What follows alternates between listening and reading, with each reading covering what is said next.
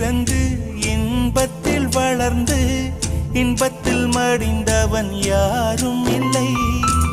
துன்பத்தில் பிறந்து துன்பத்தில் வளர்ந்து துன்பத்தில் முடிந்தவன் யாரும் இல்லை.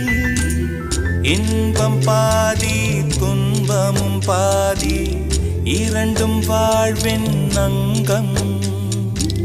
நெருப்பில் வெந்து நீரினில் குளித்தால் நகையாய் மாறும் தங்கம். தோல்வியும் கொஞ்சம் வேண்டுமடி, வெற்றிக்கு அதுவே எணியடி.